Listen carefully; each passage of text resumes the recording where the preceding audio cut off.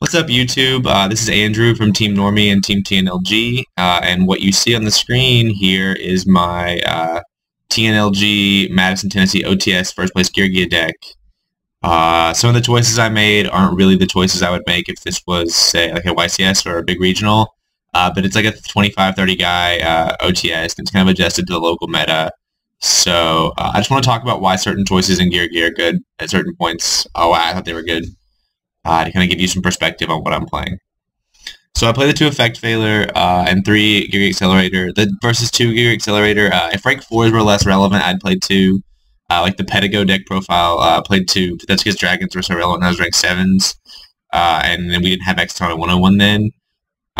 A lot of the times, if I need a search, I know I'm not going to get to resolve the armor, I'll just make the Geargigan to go ahead and get the search now. Or if I need Exciton or 101 or Dweller, like they're all available because 3 Accelerator. Having the Accelerator play to make the 4 is really strong. I play 1 Geargiano, 3 MK2, 3 Armor, 3 Accelerator, or 3 Arsenal rather. The Birdman, the 1 Strategist, and the 2 Watchdog. I think that's pretty standard. Play Book of Moon, 3 MST, and 3 Upstart. I played Dark Hole for a while because this deck has so much problem with going second. But Dark Hole doesn't put you in a better position to protect an armor, and I made almost every trap card or every spot in the deck that isn't an armor getting me to armor necessary for the OTK or Upstart Goblin or Geargia, which is stupid and unfair, is some way to protect the armor. And I made a lot of decisions based on how often I can open 6 cards that are armor and something to protect it. So I didn't play Dark Hole because it doesn't really protect the armor. You can't go off turn 2. Like Hoban made a point in one of his articles where he said Geargia is really good, but Geargia, if you go second, you actually go 4th because you have to, when you resolve your first armors, you're actually going in Geargia. So, and I agree with that, and I think that Dark Hole is a card that's really strong against an established board and late off the top of the deck, but not really going second because it doesn't help your armor anyway. I also played Bottomless, 2 Call the Haunted. Call is actually a response to Bear and a way to protect your armor, in that if they get rid of armor, you can just call it back in the end phase, and then set it, and then flip it, which is good, so you get your search still, and you can still go off turn 2. You don't really care about their Tinky search. Like, if they go Tinky for Tinky, they pop your guy and get another Tinky, like, that's fine. Like, their hand advantage isn't relevant because it's not like they're playing into a favorable game state. Like if they were searching, if that Tinky would be able to flip and they could search right then yeah, you have a problem. But like them getting a search isn't really an issue anymore. It's the pop that's the problem. So like if you can recover your gear armor, you're fine, even if it's in the end phase or the main phase too. Compulse, I cut Compulse and added Compulse about 9 times, and I ended up playing Compulse because it is an answer to Bear. It's an answer to a lot of things that you can't destroy. It's an answer to Leo, which is really big in water. It also puts them behind if you can work their hand right in water. Divine Wrath was like the only card I played that wasn't like very typical Geargia player stuff. It's another answer to Bear, and oftentimes when you go off with the deck, you put yourself in a position where you're either attacking through something that you need a Divine Wrath engrave, or you end up with like a big board and you have to protect it. And Divine Wrath is a card that's going to do more to protect your big board than like Fiendish Chain would.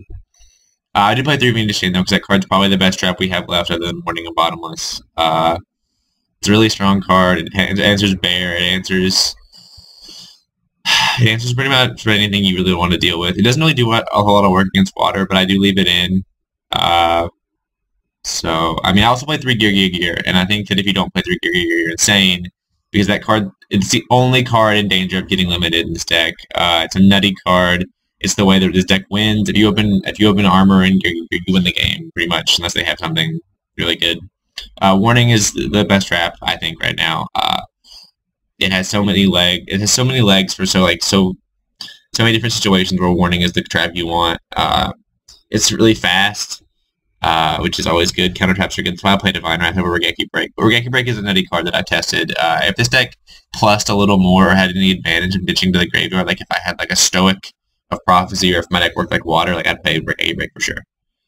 I play the 2 Trapstun over 7 tools. Trapstun is better than 7 tools because Trapstun, people talk about you can chain to Trapstun. That's good, actually, in a way, for the Trapstunning player because you can force traps. And a lot of this deck, there's some of the choices in the extra deck and in the main deck. All the deck does is make 1-for-1s until it goes off. So it creates a really simple game state and then creates a huge field presence and tries to kill you. And if it can't kill you, it just passes. That's why Upstart at 3 is fine. Because a lot of times, if I finish with Stardust, Dracosack, Leo, something, or Geargia, if my board is all either floating or it's hard to deal with. So, usually if I make a favorable game state and then push, I have 2 turns to, deal with, whatever you put together.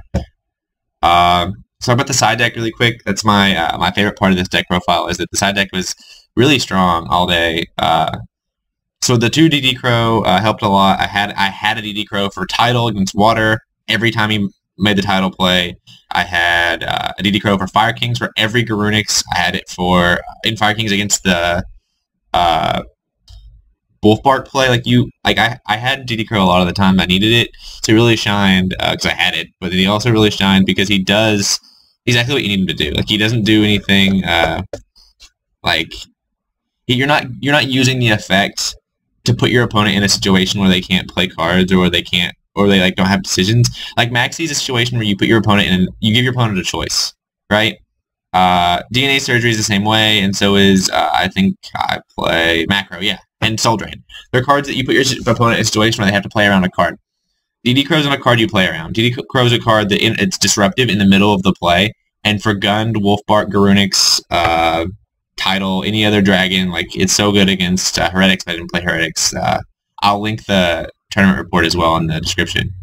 But DD Crow was always good every time I brought it in. Maxi, I brought Maxi in against the Mirror, and I brought Maxi in against Water. It put me in a situation in Water where he stopped, which is what I usually use Maxi for. And in Geargia, I 1-for-1 the Geargia off of MK2, and he stopped. Maxi's not a card where a lot of decks can take the Maxi challenge. Some decks can. If Water wants to kill you or Heretics want to kill you, they're gonna. But you just have to... I usually Maxi... if I have Maxi, I usually Maxi... early in the game. I don't... if I Maxi at first opportunity, not just to replace the Maxi, because Maxi's a better Upstart Goblin a lot of the times in that situation, but I Maxi plays where my opponent is setting up, rather than the plays that my opponent's trying to kill me. So if my opponent, pitches Marksman, or reveals Megalo, pitches Marksman, and pitches, I don't know, Gund, per se, then that's a play where I'm probably gonna die. But if I have Maxi, I want to pitch it anyway. But the better pitch Maxi play is when my opponent is setting up and they pitch Dragoons for Trite or whatever, because that's gonna be the better play. Not Trite. Biscayos. No, Trite. I don't know what I'm talking about. The good one, the 1-drop that you search. It's the one you want. So, yeah. So I'm just rambling again. So, Mind Control, I decided Mind Control for the Mirror. I had it in the Mirror, which is good. I also played Spirits, and they creature swap me all the time, so I decided Mind Control to take my fucking armor back, which is, in hindsight, a really awkward play, because they end their turn with, 0 cards on field, other than the cards they took from you, or their Exceeds. And if they make Exceed, the Exceed is usually 101. So, I either took their 101 and just attack. I used Mind Control against him twice. I used Mind Control against Spirit Boy, take my armor back, and I used it again to move a 101 out of the way to kill him. That's the only time I ever used my my Mind Control.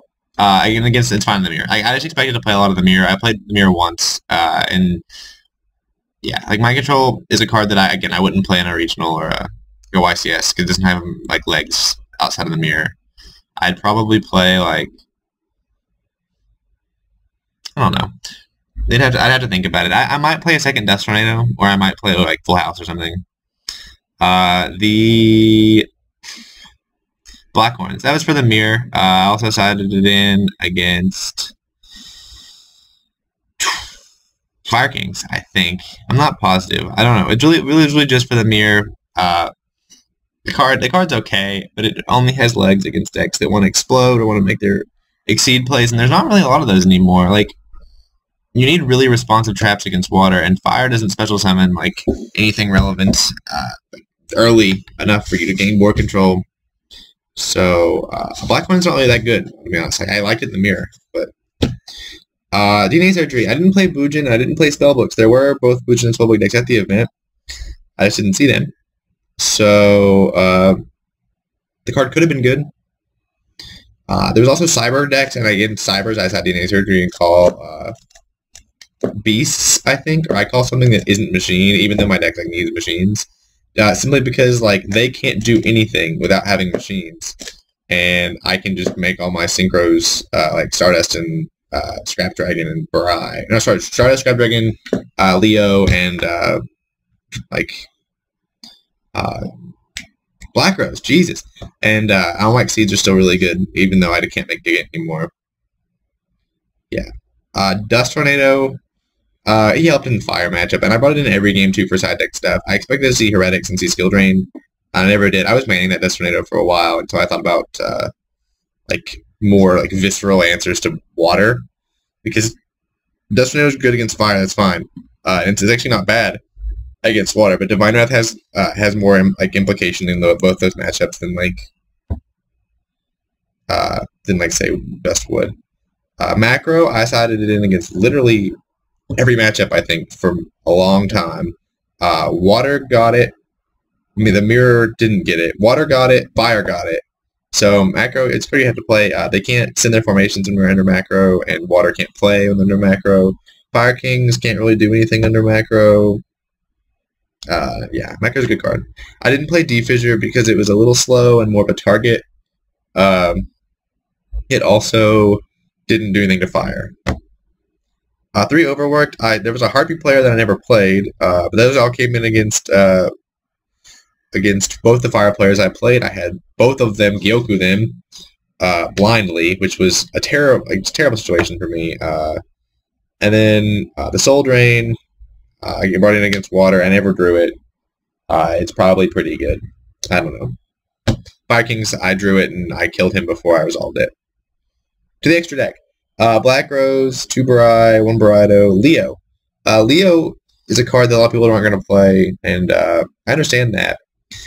Leo makes Trapstun better in that Leo is a card you can make under Trapstun that will actually have protection next turn. So rather than making Barai, sometimes if you have a weaker OTK, but you don't Trapstun if you don't have all the parts. But like I'll Trapstun if I don't have everything, and I'm in the field with like Barai, like a 7 and an 8. So my 7 will be Barai and my 8 will be Stardust, and then I'll have my level 3 tuner floating around, and I'll 3-tuner up the Barai to 10 and make Leo. And Leo's super good against fire because they can't target him. And Leo's really good against a simplified game state because he can't be dealt with in the turn. Like if your opponent's top decking, whatever they top deck, it's not gonna deal with Leo unless it's Dark Hole. Because like they're not gonna be able to target him in their own during their own turn at all. So Leo is really good. I made Leo once against fire, and then he drew Wolfbark and Wolfbark to make Tiger King to get Tensu to set Bear from hand or summon Bear from hand, and Tiger King to get rid of it. He played like 2. It was just a 2-card out to Leo, but it was like specifically 2 cards that he had to have. So like Leo, I still think is pretty good. I stand behind playing Leo. Scrap Dragon and Stardust are great. I make them constantly. Dweller, I mean, water is so prevalent you have to play it. Exiton, I made Exiton a bunch. With my strategy with this deck is really to simplify the game state. And when you simplify the game state, sometimes they have like a real trap that minuses you. Well, you simplify the game state, but they have like 2 cards and you have 1, or they have a couple cards more than you do, or they're playing fire, and though they only have bear and like 4 formations but no hand. Like if you can just jump into a 4, Exiton's going to give you a really strong position. 2 Geargian's really good against spirits. I like almost wanted a 3rd one for like most of the game because he just kept He main decked Blackhorn, so he kept Blackhorning my like, plays because I didn't have draft stun. That was a game where I ended up having no monsters, and I was like call the Haunting back Stardust like, constantly. Alucard. I never made Alucard, like, but I stand behind Alucard over Daigusto Emerald, which is the two cards that I'd play there. He's really good in the mirror, and he's really good to force a back row. So, you know, and if Silver Mountain had more attack, or Alucard had more attack, like, there'd be a difference. They're the same attack. Like, I don't know. Alucard was probably pretty good, though. Dracosack. I made Dracosack a couple times. When I went off, like, didn't have it all. You know, I don't know. Or they had, like, I ran into Battle Fader against a Spirit player, so, I had to pop it because, like, he has, like, that. I think they have, like, 9 different 1-drops to, like, make me feel like shit. Like, he has, like, the one that Harpy's Feather Dusters you, and then they have Dark Dust Spirit. And then he has Hinokage Tsuchi. So he has Battle Fader, and then he plays the Aratama or Nikotama, whatever the one is that gives you extra normal summon, and then he just sacks it for Hinokage Tsuchi. I should pretty much lose, I think, directly from there. 101's insane. I'd play 2 if I had room. Again, a second 101's a card that I considered over Alucard. But I don't know. Alucard, I still stand behind Alucard being possibly good. I just didn't make him. And then Silver Mountain. Silver Mountain's nuts against Fire, because if you can make Silver Mountain when they have, like, Thunder King or Murmillo, or I think I played Wangu, which was really good against me. If you make Tiger King, if you make Silver Mountain when they have one of their cards on board, Thunder King, the guy let me make it, I don't know why. When they have one of their cards that aren't Bear, and they have some formations out, like, I ended up in a situation where he had Tinky, 2 Gyoku, a stunned card from Silver Mountain, and 1 set card, and the set card was a bottomless, and I made Silver Mountain under trap stun. So, like, he was in a situation where none of his back row was relevant anymore, and he had 5 set back row, so he couldn't really do anything because of Silver Mountain. And Silver Mountain clogs up a lot of the field. He also gets me a Reborn, which is good, and a big push. I don't know. He's such a versatile card. I feel like you have to play him. But yeah, so like that's like the gist of why I played a lot of the things that I played. Changes that I would make moving forward. I don't know. There's really not a lot to play with the deck right now. Like, as far as like other tech options, Divine Wrath is good as shit. Like, I thought about playing a second Divine Wrath. Maybe over Compulse. Because it's really, really good. Really, really good card. So, maybe. I don't know. And Mind Control I probably won't play anymore. But, like, it is an insane card to draw in the mirror. Like, you win if you draw the card in the mirror in turn 2. Like, it's over. Because if you take their armor, they're going to have to spend so many cards just to get rid of their own armor and their own armor play. Like, you flip their armor and then get accelerated and make Geargia. You haven't even normal summoned. You haven't even used your armor. You haven't done anything. You just took you basically just turned all their setup into Geargia. And if they respond to that in any way with any of their trap cards, they're going to neg themselves because they're going to have to deal with their own armor. The only thing they could do, the only play that I can see someone making is like flipping vanities when you take their guy, and all you have to do is flip it, and then like, yeah. So like, I don't know. I don't understand. And if it's like, there's so many situations where the card's nuts against the mirror, but like it's a one of, and it's not good. It doesn't really have application anywhere else. I don't think. There's gonna be people who are gonna say that it's good against a deck that plays 4s, but like, I don't really want to use my 4s to make a 4 that's not dealing with this. Like, I just making a 4 and sitting on a 4 isn't very good. Like, and I can't make Geargia with your random 4. It is an answer to Thunder King, which is pretty cool. But I don't know. I don't really know. And it's an answer to Thunder King in the sense that if you take their Thunder King off the board, they can't sack it for killing your big play. I don't know. But that's all for me for today. I'm going to link the tournament report so you can look at my matchups, the stuff I played. I'm also going to link this video on our Yu-Gi-Oh! With the tournament report. So if you're coming from our Yu-Gi-Oh! Hello. So feel free to ask questions and comment, like, subscribe. Thanks.